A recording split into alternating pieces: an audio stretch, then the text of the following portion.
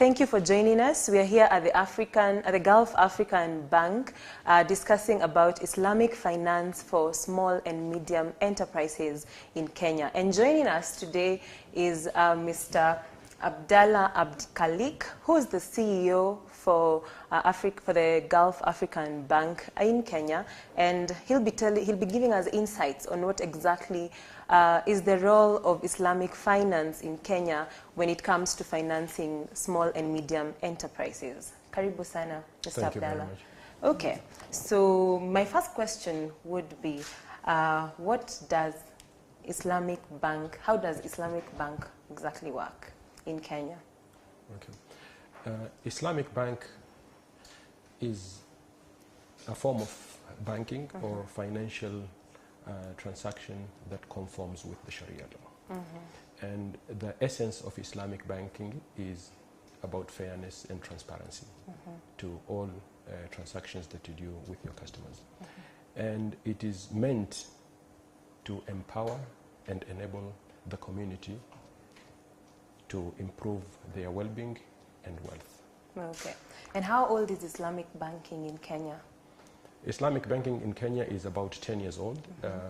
It started in 2008. There are currently about 3 full-fledged Islamic banks in Kenya, namely Gulf African Bank, First Community Bank, and DIB, which joined the industry just recently.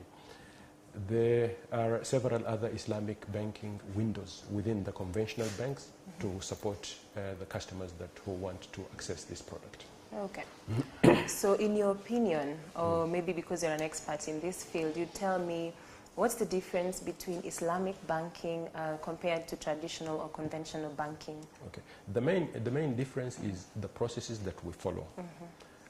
There are quite actually a few differences that as much as the end result may sound the same, but the processes that are followed by Islamic banks are what contributes 20%. Then we jointly own the house with that same ratio. Now ensure that the transparency and ethical banking that we follow. For example, I'll tell you, in Islamic banking, when a client is unable to pay their installment on time, Islamic banking dictates that they are given more time without being charged a penalty to it, which is a difference because what the concept believes is that this person may not have been able to pay you on time because they have some sort of financial distress or problem. So you cannot add a burden to them. You have to be human to them and give them more time without charging them. As much as this may have been abused in some circumstances, and therefore Sharia scholars have said, okay, if you think it's an abuse of the system, charge them, but that money goes to charity because it's not lawful money. It's just a deterrent. This is one of the things that differentiate Islamic banking to conventional banking. Okay. When it comes to the small and medium enterprises in Kenya, how can they tap into Islamic banking, especially in the country? In fact, Islamic SMEs should be the real target for Islamic banking because, as I said earlier, it actually refers to enabling and empowering the community. And these are the people who are at the lower end of the market who cannot access credit otherwise if they are not supported, or if banks like other banks will not trust them by giving them these credit facilities. And that's the major focus of an Islamic bank, to empower and enable the community, not to enrich itself or to go just for the riskless customers in the industry. If it does not support the community as a whole, then the concept itself will have failed. Okay, so SMEs especially contribute to about 60% of the country's GDP and also about 80% of employment, I want to assume. But is this access to Islamic financing limited only to Muslims, or does it also factor in non-Muslims? Okay, first of all, you rightly said the ratios are that 60% of GDP is contributed by these small enterprises, and they create that employment. So you can see the area needs to be supported because it is also supporting us back. Two is that because the masses are there, if now you think commercially, even for Islamic banks and other conventional, this is where if they want to create value for their shareholders and where they can do more business is through SMEs, because that's where.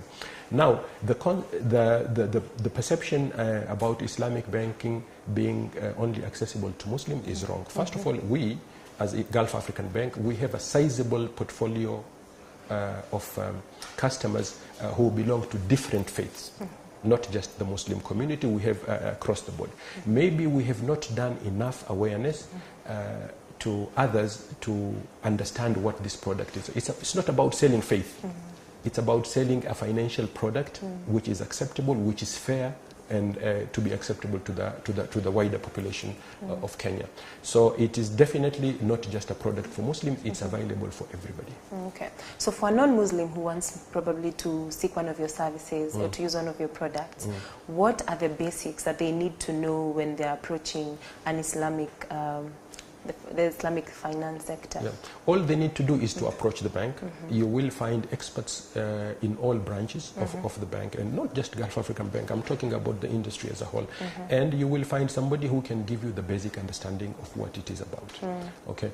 We have tried also to put some basic information on our websites, and also this information now is available widely. Even if you Google it today, you will understand what is the concept itself. Yeah.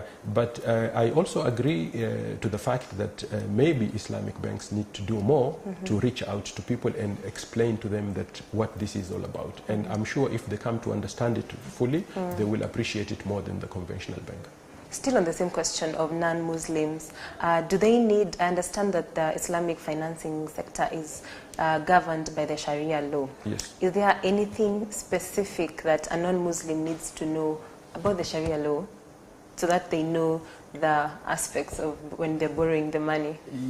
Yes, it's basically whatever they need to know is what are those benefits that are there. And it's actually everything is better than what they would have otherwise accessed from conventional banks. So basic understanding is good, is recommended. And as I said, write-ups are there. It's just a one-pager to give you some good insight about what Islamic banking is. Okay. Someone called Lillian Ruto had asked, I would like to understand more about Reba. Yes. Reba is an Arabic word for interest, okay, or usury. Now, interest is any amount that is paid as a fee or rental of money, which is not acceptable to Islam. Okay. Money can only be earned through trade or through business partnerships, but not money over money. You cannot rent out money and receive more money to it. And that is where it's not acceptable. Now, in the Sharia, it did not explain why interest is not acceptable. It's just a command that don't. Scholars have gone further to say what were the reasons, but whatever they are, the basic thing is that it's not acceptable. And many scholars believe that because interest is exploitative. When somebody is in dire need for money, maybe for medical treatment or education or any purpose, but you can easily take advantage of them by telling them, I'll lend you money and you will pay me maybe 2 times the money. And if it's a matter of life and death for me, I will just have to take the money. Then it becomes exploited. Yeah? And this is what Sharia doesn't allow people to take advantage of the other. Whatever it is, let us do a trade, let us do a partnership, and then and if you have that need, that somebody is in dire need for that, when you actually lend them money, you should expect them to pay you exactly what you gave them. Okay. So that in that context, how do you make money? How do you make your profit? Good question. Yeah. Now, I know this has been a question lingering to many of the people who are in the chat today. As I said, we do trade and we do partnerships. So when I trade, a very simple example of trade is when you come to me and say, I need to borrow money to buy a car. The car is sold by the dealer today on cash basis, but you can only pay it over a period of 2 years. So what I enter with you is a trade. You identify the car that you want. I will buy it on your behalf.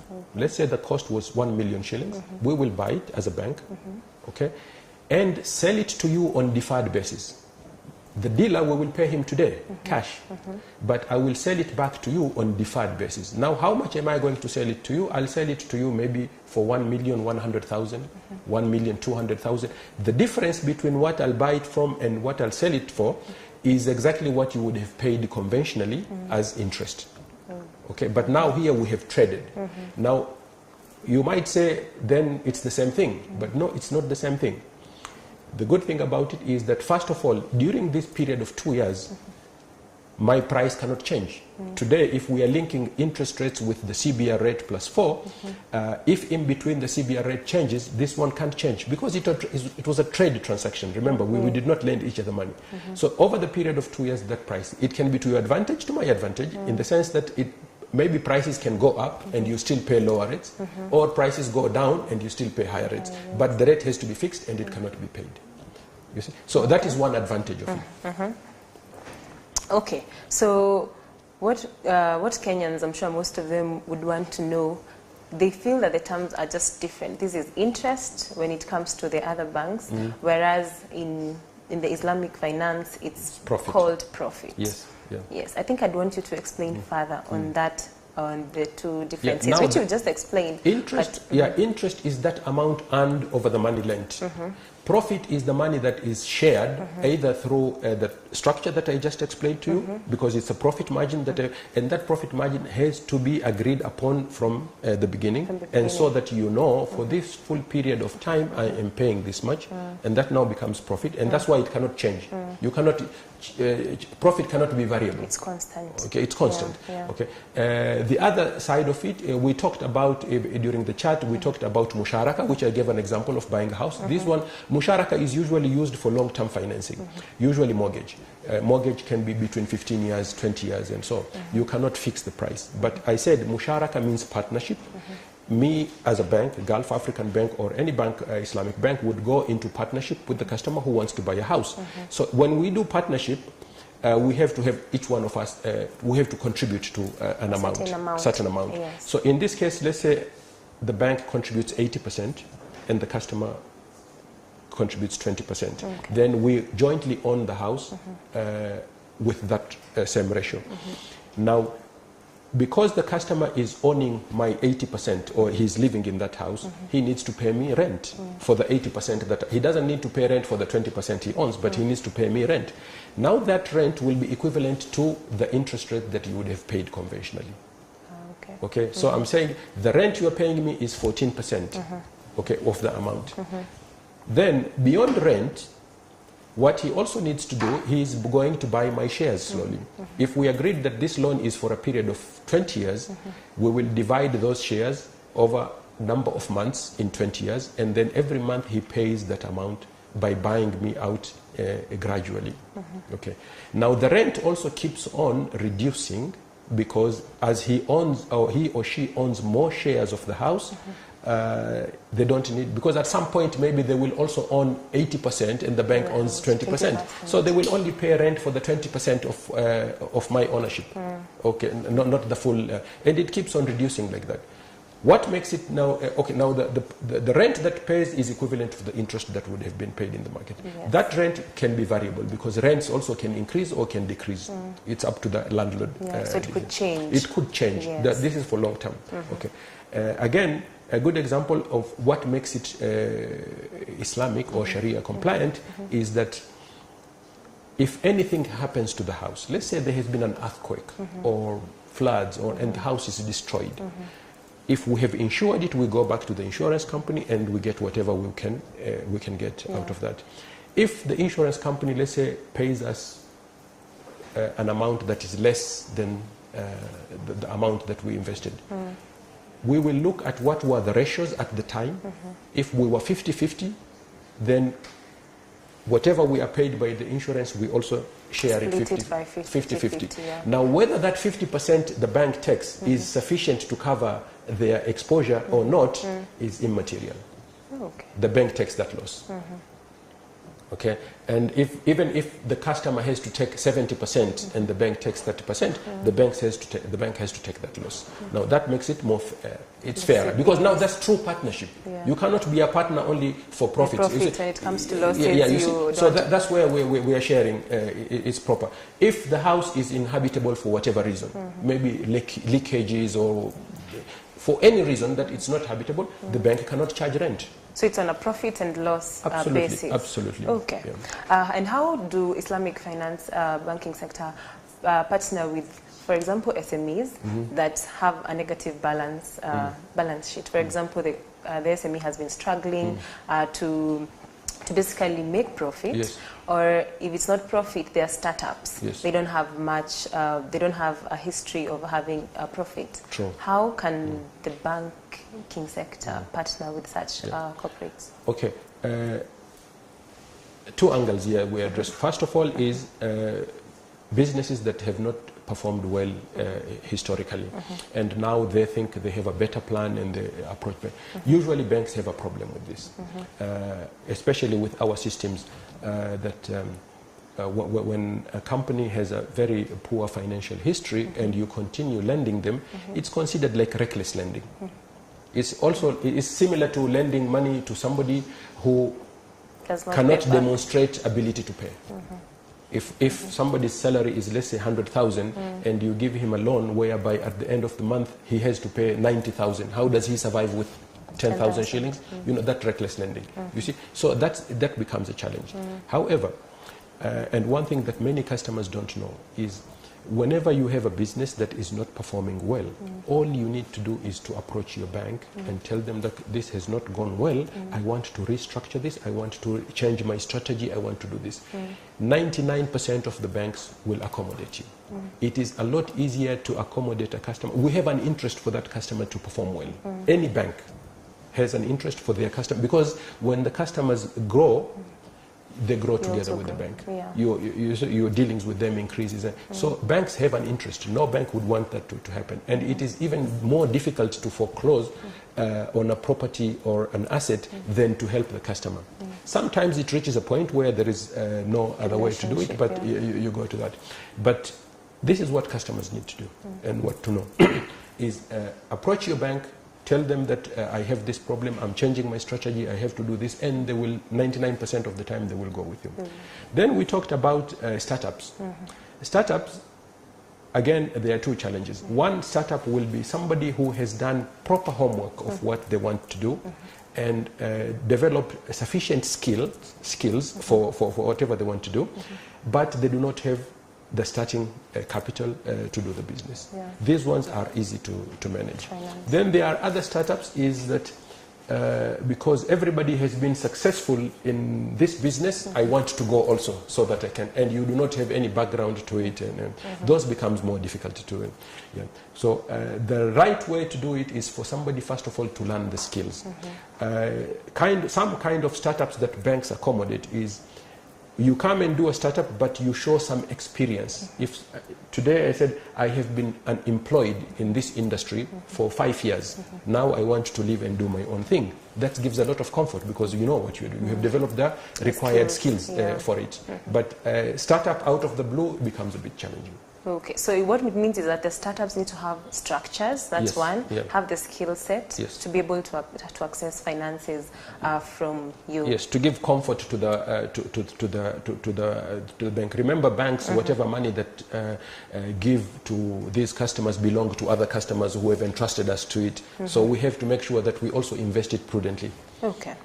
On the issue of SMEs, especially those that are based on the counties, how do you offer LPO financing? We do offer LPO financing, especially when they are from government or from county governments or from acceptable institutions to us.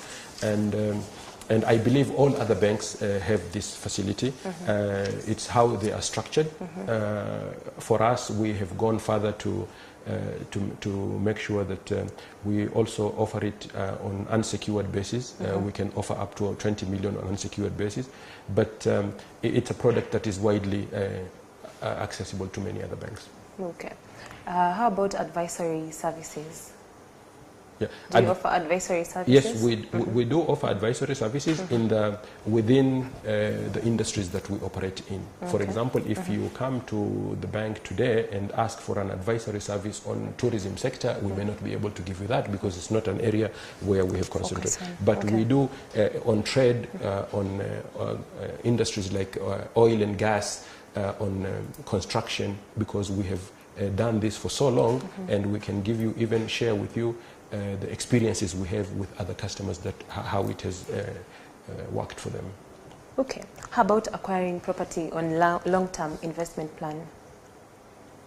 Acquiring properties in long-term, such as? Yes. So, for example, somebody wants to acquire property. I think the example you gave for the house.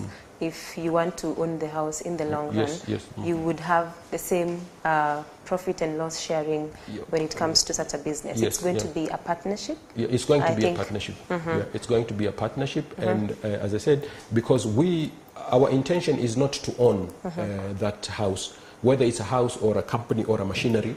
Our intention is, at the end of this certain period, we want you to buy it from us. We are not even allowed to invest in those things, but to accommodate the Islamic banking, Central Bank has given us approval to now own jointly, with the intention of offloading it at some point to the customer.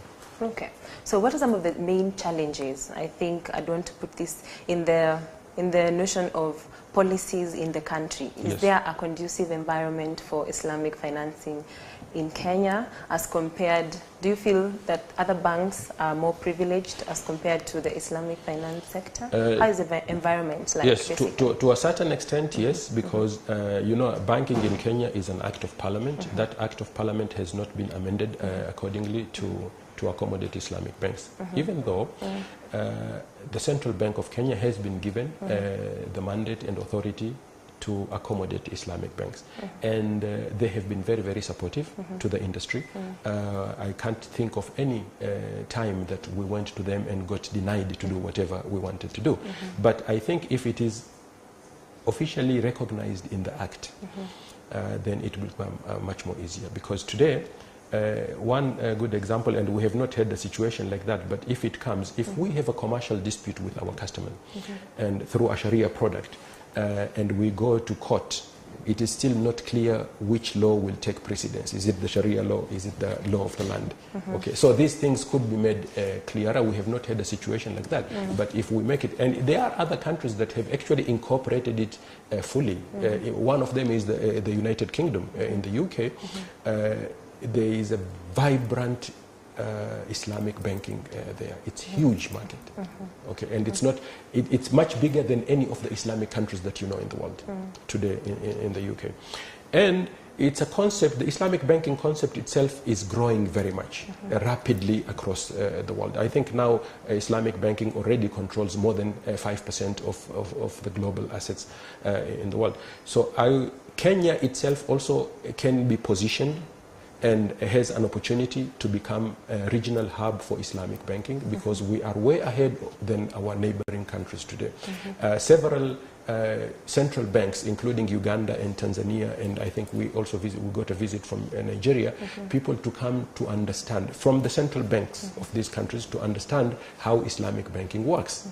Okay, so you can see they have an interest, but if we need to take advantage of that position that we have today and become market leaders, so everybody else follows us. Okay. I think my last question would be what you would advise small and medium enterprises when it comes to Islamic finance. What do they need to do? Okay, the first thing that they need to know is to understand this concept and see how ethical, how fair, how transparent it is, and how it can support them, because it is actually meant to support them.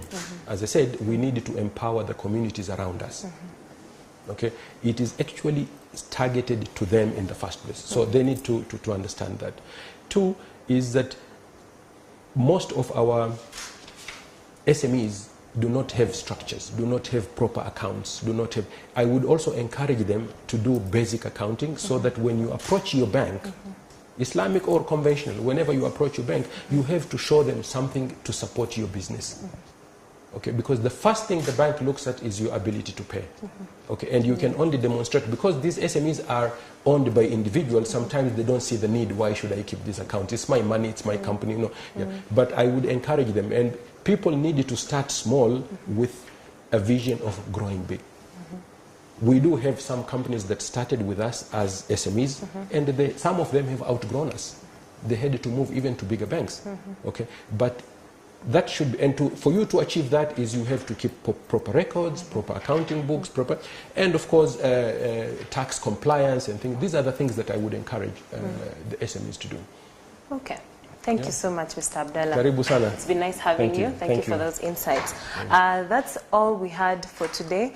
Next week, remember that Kenya Bankers Association holds quarterly CEO chats, basically informing the public on different aspects of the banking sector. So you don't want to miss these discussions every Friday on the CEO Chat. Follow the chat on Twitter with the hashtag CEO Chat. Thank you, and looking forward to seeing you next week, where we'll be discussing startup capital strategies with Samuel Kimani, MD and CEO of Jamii Bora Bank. That's it for me. My name is Julian Kamau.